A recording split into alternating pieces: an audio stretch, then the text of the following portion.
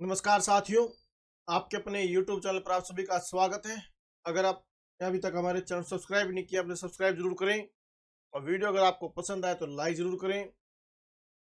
CTET की preparation के लिए जो छठी से 8वीं की जो आपके NCERT SS है, उसके अंदर हम आज जो छठी क्लास की हिस्ट्री की आपकी बुक है उसका अध्याय नंबर 8 आज हम विस्तार से पढ़ेंगे, जिसका नाम है गांव, शहर और व्यापार।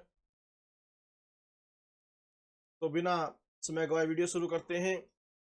गांव, शहर और व्यापार, जो मेन मेन चीजें हैं उनको हम अंडरलाइन करते चलेंगे और आप भी अपनी साथ में नोटबुक रखना, ताकि जो मेन मेन चीजें हैं उनको आप नोट करते चले, एग्जाम के समय आप उनको रिवाइज आसानी से कर सके।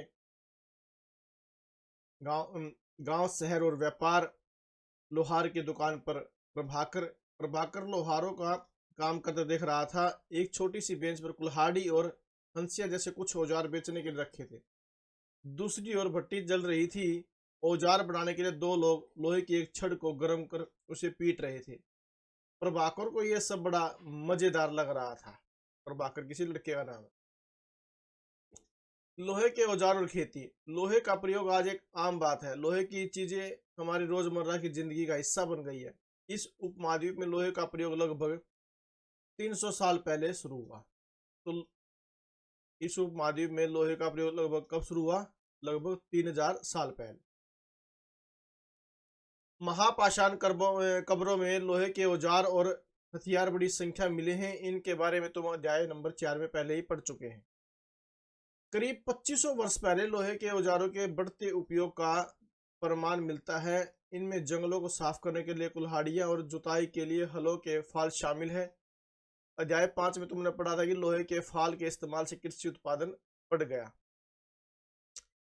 कृषि उत्पादन बढ़ाने के लिए उठाए गए अन्य कदम। सिंचाई। भाई, जो कृषि का उत्पादन है उसको किस प्रकार से बढ़ाया जाए, तो उसके लिए जो कदम उठाए गए उनको हम आगे पढ़ेंगे। समृद्ध गांव के बिना राजाओं तथा उनके राज्यों का बने रहना मुश्किल था।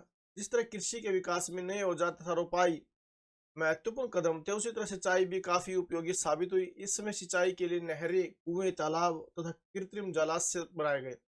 कृत्रिम जलाशय यानी कि जो तालाब थे जहां जल इकट्ठा किया जाता था, कृत्रिम रूप से बनाए गए, खोद कर उनको बनाया गया। बारिश के दिनों में उनमें पानी इकट्ठा किया गया। यहाँ दिखाया गया कि औजारों की सूची में इन चित्रों के नाम चुनो। हंसिया, कुल्हाड़ी और संडासी। लोहे की ऐसी 5 चीजों की सूची बनाओ जिनका प्रयोग तुम रोज करते हो, जो आज करते हैं। इस चार्ट में तुम्हें सिंचाई के में आए परिवर्तन दिखाए गए हैं। खाली स्थानों में सही वाक्य भरो जो नीचे दिए गए। लोगों द्वारा परिश्रम किया गया। लोगों को लाभ मिला क्योंकि अब उत्पादन की अनिश्चितता घटी। कर अदा करने के लिए किसानों को उत्पादन बढ़ाना था। राजाओं ने सिंचाई की योजना बनाई और धन खर्च किया। राजा को सेना, महल और किले बनवाने के लिए धन चाहिए था। इनमें आपस में क्या है, ये आपने भरने हैं। गांव में कौन रहते थे? इस उपमहाद्वीप के दक्षिणी तथा उत्तरी हिस्सों के अधिकांश गांव में कम से कम 3 तरह के लोग रहते थे। इतने तरह के? 3 तरह के। तमिल क्षेत्र में बड़े भूस्वामी को विलत्ता विलल्ला, साधारण हलवाहों को उनवार और भूमिहीन मजदूर दास कैडिसियार और अधिमई कहलाते थे। नाम आगे कि भी तमिल क्षेत्र में जो बड़े बड़े भूस्वामी थे उनको तो विलल्ला, साधारण हलवाओं को उनवार और जो भूमिहीन मजदूर थे, दास थे, उनको कैडिसियार और अधिमई कहलाते थे। कई बार क्वेश्चन यहाँ से भी पूछ लेते हैं। देश के उत्तरी हिस्से में गांव का प्रधान व्यक्ति ग्राम भोजक कहलाता था। अक्सर एक ही परिवार के लोग इस पद पर कई पीढ़ी तक बने रहते थे, यानी कि यह पद अनुवंशिक था। ग्राम भोजक के पद पर आमतौर पर गांव का सबसे बड़ा भूस्वामी होता था। साधारणतः इनकी जमीन पर इनके दास और मजदूर काम करते थे। इसके अतिरिक्त प्रभावशाली होने के कारण प्राय राजा भी कर वसूलने का काम इन्हें ही सौंप देते थे। ये न्यायाधीश का और कभी कभी पुलिस का काम भी करते थे। ग्राम भोजकों के अलावा अन्य स्वतंत्र कृषक भी होते थे जिन्हें गृहपति कहते थे। इनमें ज्यादातर छोटे किसान ही होते थे। इसके अतिरिक्त कुछ ऐसे स्त्री पुरुष थे जिनके पास अपनी जमीन नहीं होती थी। इनमें दास कर्मकार आते थे जिन्हें दूसरों की जमीन पर काम करके अपनी जीविका चलानी पड़ती थी। अधिकांश गांव में लोहार, कुम्हार, बढ़ई तथा बुनकर जैसे कुछ शिल्पकार भी होते थे। तमिल की प्राचीनतम रचनाओं को संगम साहित्य कहते हैं। प्रश्न आ गया भाई, तमिल की जो प्राचीनतम रचनाएं थी उनको क्या कहा जाता है? संगम साहित्य। ये भी क्वेश्चन आपका बन गया। इनकी रचना करीब 2300 साल पहले की गई। इनकी रचना कब हुई? 2300 साल पहले। इन्हें संगम इसलिए कहा गया क्योंकि मदुरई के कवियों के सम्मेलन में इनका संकलन किया जाता था, इसलिए इनको क्या कहा गया? संगम कहा गया। गांव में रहने वालों के लिए तमिल नामों का उल्लेख यहाँ किया गया, वे संगम साहित्य में पाए जाते। हाथ सिक्के सामान्यतः आयताकार और कभी कभी वर्गाकार या गोल होते थे। ये या तो धातु की चादर को काटकर या धातु के चपटे गोलिकाओं से बनाए जाते थे। इन सिक्कों पर कुछ लिखा हुआ नहीं था, बल्कि इन पर कुछ चिन्ह ठप्पे से बनाए जाते थे, इसलिए ये हाथ सिक्के कहलाए। ये सिक्के उपमहाद्वीप के लगभग अधिकांश हिस्सों में पाए जाते थे और ईसा की आरंभिक सदियों से प्रचलन में रहे। ये सिक्के दिखाए। पुरातत्वविदों को इस युग के हजारों सिक्के मिले। सबसे पुराने हाथ सिक्के थे जो करीब 500 साल चले। इसका चित्र नीचे दिया गया। चांदी या तांबे के सिक्कों पर विभिन्न आकृतियों को हाथ कर बनाए जाने के कारण इन्हें हाथ सिक्का कहा जाता था। तो सिक्कों पर, तांबे या सिक्कों पर, चांदी या तांबे के सिक्कों पर विभिन्न आकृतियों को हाथ कर बनाए जाने वाले सिक्कों क्या होता था? हाथ सिक्का। विनिमय के अन्य साधन। संगम साहित्य की छोटी सी कविता को पढ़ो। ये कविता दी गई है। नगर अनेक गतिविधियों के केंद्र। अक्सर नगर कई कारणों से महत्वपूर्ण हो जाते थे। उदाहरण के लिए मथुरा, यह 25 साल से भी ज्यादा समय से एक महत्वपूर्ण नगर रहा, क्योंकि यह यातायात और व्यापार के दो मुख्य रास्तों पर स्थित था। इनमें से एक रास्ता उत्तर पश्चिम से पूर्व की ओर, दूसरा उत्तर से दक्षिण की ओर जाने वाला था। शहर के चारों ओर किलेबंदी थी। इसमें अनेक मंदिर थे। आसपास के किसान तथा पशुपालक शहर में रहने वालों के लिए भोजन जुटाते थे। मथुरा बेहतरीन मूर्तियों वाला केंद्र था। लगभग 2000 साल पहले मथुरा कुषाणों की दूसरी राजधानी बनी। कुषाणों की दूसरी राजधानी कौन सी बनी? मथुरा बनी। कब? लगभग 2000 साल पहले। इसके बारे में तुम आगे पढ़ोगे। मथुरा एक धार्मिक केंद्र भी रहा है। यहाँ बौद्ध विहार और जैन मंदिर है। यह कृष्ण भक्ति का एक महत्वपूर्ण केंद्र था और अब भी है। मथुरा में प्रस्तर खंडों तथा मूर्तियों पर अनेक अभिलेख मिले हैं। आमतौर पर यह संक्षिप्त अभिलेख है जो स्त्री तथा पुरुषों द्वारा मठों या मंदिरों को दिए जाने वाले दान का उल्लेख करते हैं। प्राय शहर के राजा, रानी, अधिकारी, व्यापारी तथा शिल्पकार इस प्रकार के दान करते थे। उदाहरण के लिए मथुरा के अभिलेख में सुनारों, लोहारों, बुनकरों, टोकरी बुनने वालों, माला बनाने वालों और इत्र बनाने वालों के उल्लेख मिलते हैं। मथुरा के लोगों के व्यवसाय की एक सूची बनाओ। एक ऐसे व्यवसाय का नाम बताओ जो हड़प्पा में नहीं था। शिल्प तथा शिल्पकार। पुरास्थलों से शिल्पों के नमूने मिले हैं। इनमें मिट्टी के बहुत ही पतले और सुंदर बर्तन मिले हैं, जिन्हें उत्तरी काले चमकीले पात्र कहा जाता है, क्योंकि ये ज्यादातर उपमहाद्वीप के उत्तरी भाग में मिले हैं। ध्यान रहे कि अन्य दूसरे शिल्पों के अवशेष नहीं बचे होंगे। जैसे कि विभिन्न ग्रंथों से में पता चलता है कि कपड़ों का उत्पादन बहुत महत्वपूर्ण था। उत्तर में वाराणसी और दक्षिण में मदुरई इसके प्रसिद्ध केंद्र थे। यहाँ स्त्री पुरुष दोनों काम करते थे। अनेक शिल्पकार तथा व्यापारी अपने अपने संघ बनाने लगे, जिन्हें श्रेणी कहते हैं। शिल्पकार और व्यापारी अपने अपने संघ बनाने लगे, उन्हें क्या कहा जाता था? श्रेणी कहा जाता था। शिल्पकारों की श्रेणियों का काम प्रशिक्षण देना, कच्चा माल उपलब्ध कराना और तैयार माल का वितरण करना था। क्या काम था इनका? कच्चा माल उपलब्ध कराना, तैयार माल का वितरण करना और शिल्पकारों की श्रेणियों का काम प्रशिक्षण देना। जबकि व्यापारियों की श्रेणियां व्यापार का संचालन करती थी। श्रेणियां बैंकों के रूप में काम करती थी, जहां लोग पैसे जमा रखते थे। इस धन का निवेश लाभ के लिए किया जाता था। उससे मिले लाभ का कुछ हिस्सा जमा करने वालों को लौटा दिया जाता था, जो अब बैंक करते हैं, या फिर मठ आदि धार्मिक संस्थानों को दिया जाता था। सूत कातने और बुनने के नियम। ये नियम अर्थशास्त्र के अध्याय 7 में अर्थशास्त्र का उल्लेख किया गया है। इसमें वर्णन किया गया कि किस प्रकार की विशेष पदाधिकारी की देखरेख में कारखानों में सूत की कताई और बुनाई की जाती थी। ऊन, पेड़ों की छाल, कपास, पटुआ तथा सन को तैयार करने के काम में विधवाओं, सक्षम असक्षम महिलाओं, भिखुनियों, वृद्धा, वेश्याओं, राजा की अवकाश प्राप्त दासियों, सेविकाओं और अवकाश प्राप्त देवदासियों को लगाया जा सकता है। इन्हें इनके काम और गुणवत्ता के अनुसार पारिश्रमिक देना चाहिए। जिन महिलाओं को बाहर निकलने की अनुमति नहीं, वे अपनी दासियों को भेजकर कच्चे माल को मंगवा सकती है और फिर तैयार माल उन्हें भिजवा सकती है। वे औरतें जो कारखाने तक जा सकती है उन्हें अपना माल कारखाने तक तड़के ले जाना पड़ता था और जहां उन्हें पारिश्रमिक मिलता था। इस समय माल को अच्छी तरह जांचने के लिए रोशनी रहती है। अगर निरीक्षक उस औरत की तरफ देखता है या उधर उधर की बातें करता तो उसे सजा मिलनी चाहिए। अगर औरत ने अपना काम पूरा नहीं किया तो उसे जुर्माना देना होगा। इसके लिए उसका अंगूठा भी काटा जा सकता है। उन महिलाओं की सूची बनाओ जिन्हें निरीक्षक नियुक्त किया जा सकता था। क्या काम करने के दौरान महिलाओं को मुश्किलें झेलनी पड़ती थी? अब नीचे दिया गया है अभिलेख मिट्टी के बर्तन। कई बर्तनों पर ब्रह्म लिपि में अभिलेख मिले। प्रारंभ में तमिल भाषा के लिए इसी लिपि का प्रयोग किया जाता था, इसलिए इन्हें तमिल ब्रह्म लिपि भी कहा जाता है। सूक्ष्म निरीक्षण।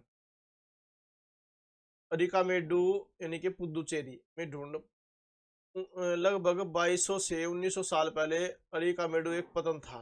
पतन यानी कि जहां पर समुद्री जहाज खड़े होते। यहाँ दूर दूर से आए जहाजों से सामान उतारे जाते हैं। यहाँ ईंटों से बना एक ढांचा मिला जो संभवतः गोदाम रहा हुआ।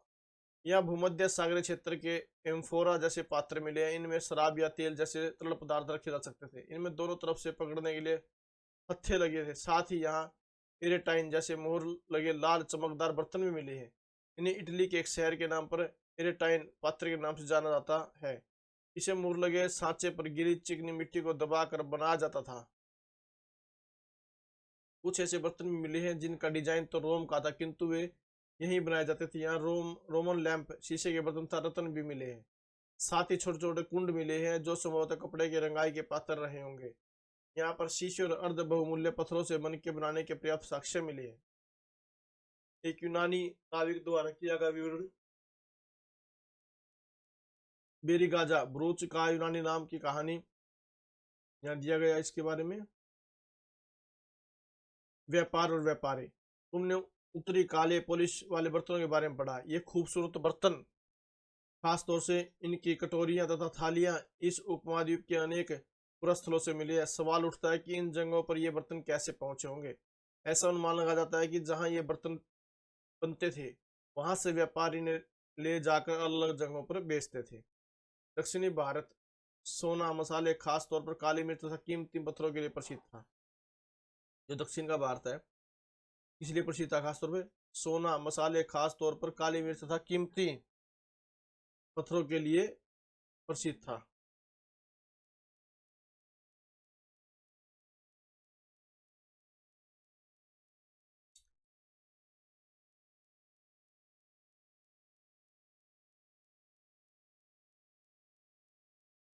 तो दक्षिण भारत मसाले, खास तौर पर काली मिर्च तथा कीमती पत्थरों के लिए प्रसिद्ध था। काली मिर्च की रोमन साम्राज्य में इतनी मांग थी कि इसे काले सोने के नाम से बुलाते। तो काली मिर्च की रोमन साम्राज्य में इतनी मांग थी, इसे किस नाम से पकड़ा जाता था? काले सोने के नाम से। व्यापारी इन सामानों को समुद्री जहाजों, सड़कों के रास्ते रोम पहुंचाते थे। दक्षिण भारत में ऐसे अनेक रोमन सोने के सिक्के मिले हैं। इसे यह अंदाजा लगाया जा सकता है कि उन दिनों रोम के साथ बहुत अच्छा व्यापार चल रहा था। क्या तुम बता सकती हो कि ये सिक्के भारत कैसे और क्यों पहुंचे होंगे? व्यापार से जुड़ी एक कविता दिखाई गई नीचे। व्यापारी ने कई समुद्री रास्ते खोज निकाले। इनमें से कुछ समुद्र के किनारे चलते थे, कुछ अरब सागर और बंगाली खाड़ी पार करते थे। नाविक मानसूनी हवा का फायदा उठाकर अपनी यात्रा जल्दी पूरी कर लेते थे। वे अफ्रीका या अरब के पूर्वी तट से इस उपमहाद्वीप के पश्चिमी तट पर पहुंचना चाहते थे तो दक्षिणी पश्चिमी मानसून के साथ चलना पसंद करते थे। इन लंबी यात्राओं के लिए मजबूत जहाजों का निर्माण किया जाता था। समुद्र तटों से लगे राज्य।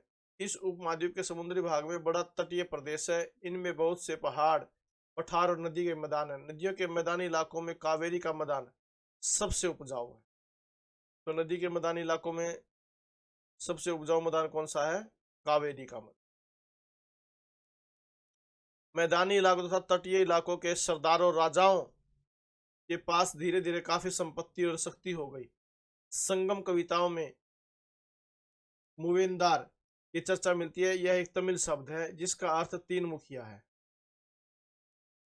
मुवेंदार क्या है? तमिल शब्द है जिसका अर्थ क्या है? तीन मुखिया। इसका प्रयोग तीन शासक परिवारों के मुखियाओं के लिए किया गया है। ये थे चोल, तेल तथा पांडे, जो करीब 2300 साल पहले दक्षिण भारत में काफी शक्तिशाली माने जाते थे। तो दक्षिण भारत में सबसे शक्तिशाली कौन माने जाते थे? चोल, चेर और पांडे। इन तीन मुखियाओं के अपने दो दो सत्ता केंद्र थे। इनमें से एक तटीय हिस्से में और दूसरा अंदरूनी हिस्से में था। इस तरह 6 केंद्रों में से 2 बहुत महत्वपूर्ण थे। एक चोलों का पतन पुहार या कावेरीपट्टनम, दूसरा पांड्यों की राजधानी मदुरई थी। तो पांड्यों की राजधानी कौन सी थी? मदुरई। ये मुखिया लोगों से नियमित कर के बजाय उपहारों की मांग करते थे। कभी कभी ये सैनिक अभियानों पर भी निकल पड़ते थे और आसपास के इलाकों से शुल्क वसूल कर लाते थे। इनमें से कुछ धन वे अपने पास रख लेते थे, बाकी अपने समर्थकों, नाते रिश्तेदारों, सिपाहियों तथा कवियों के बीच बांट देते थे। अनेक संगम कवियों ने उन मुखियाओं की प्रशंसा में कविता लिखी है जो उन्हें कीमती जवाहरात, सोने, घोड़े, हाथी, रथ या सुंदर कपड़े दिया करते थे। इसके लगभग 200 वर्षों के बाद पश्चिम भारत में सातवाहन नामक राजवंश का प्रभाव बढ़ गया। सातवाहनों का सबसे प्रमुख राजा गौतमी पुत्र श्री सातकर्णी था। तो सातवाहनों का सबसे प्रमुख राजा कौन था? गौतमी पुत्र श्री सातकर्णी। उसके बारे में हमें उसकी मां गौतमी बलश्री द्वारा दान किए गए अभिलेख से पता चलता है। तो गौतमी की मतलब बलश्री, गौतमी बलश्री, वह और अन्य सभी सातवाहन शासक दक्षिणापथ के स्वामी कहे जाते थे। दक्षिणापथ का शाब्दिक अर्थ दक्षिण की ओर जाने वाला रास्ता होता है। पूरे दक्षिणी क्षेत्र के लिए भी यही नाम प्रचलित था। श्री सातकर्णी ने पूर्वी, पश्चिमी तथा दक्षिणी तटों पर अपनी सेनाएं भेजी। क्या तुम बता सकती हो कि श्री सातकर्णी तटों पर नियंत्रण क्यों करना चाहता था? रेशम मार्ग और कुषाण। कुछ शासक इसके बड़े बड़े हिस्सों पर अपना नियंत्रण करना चाहते थे, क्योंकि इस रास्ते पर यात्रा कर रहे व्यापारियों से उन्हें कर, शुल्क तथा तोहफे के जरिए लाभ मिलता था। इसके बदले ये शासक इन व्यापारियों को अपने राज्य से गुजरते वक्त लुटेरों के आक्रमणों से सुरक्षा देते।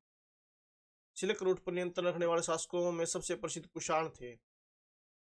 सिल्क रूट पर नियंत्रण रखने वाले शासकों में सबसे प्रसिद्ध कौन से? कुषाण। करीब 2000 साल पहले मध्य एशिया तथा पश्चिमोत्तर भारत पर इनका शासन था। पेशावर और मथुरा इनके 2 मुख्य शक्तिशाली केंद्र थे। तो कुषाणों के जो सबसे शक्तिशाली केंद्र कौन थे? पेशावर और मथुरा। तक्षशिला भी इनके ही राज्य का हिस्सा था। इनके शासनकाल में ही सिल्क रूट की एक शाखा मध्य एशिया से होकर सिंधु नदी के मुहाने के पत्थरों तक जाती थी। फिर यहाँ से जहाजों द्वारा रेशम पश्चिमी की ओर रोमन साम्राज्य तक पहुंचता था। ये आगे क्वेश्चन आ गए इसके अभ्यास के, जो चर्चा करो। ये था आपका जो लेसन है। कुछ महत्वपूर्ण तिथियां बताइए। उपमहाद्वीप में लोहे के प्रयोग की शुरुआत लगभग 3000 साल पहले। लोहे के प्रयोग में बढ़ोतरी नगर आज सिक्के करीब 2500 साल पहले। संगम साहित्य रचना शुरुआत करीब 2300 साल पहले।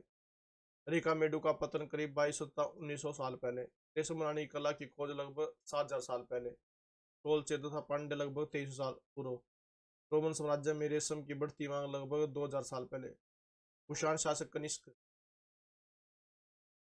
लगभग 1900 साल पहले। फासियन का भारत आगमन लगभग 1600 वर्ष पहले। स्वयं सांग की भारत यात्रा अपार की शिव स्तूप की रचना लगभग 1400 साल पहले। तो ये आपका विस्तृत लेसन हुआ आपका। तो जो मेन चीजें थी उनको हमने अंडरलाइन किया। अगर आपको वीडियो पसंद आए तो प्लीज आप वीडियो को लाइक जरूर करें, अधिक से अधिक शेयर करें और चैनल को सब्सक्राइब जरूर करें। Thank you very much.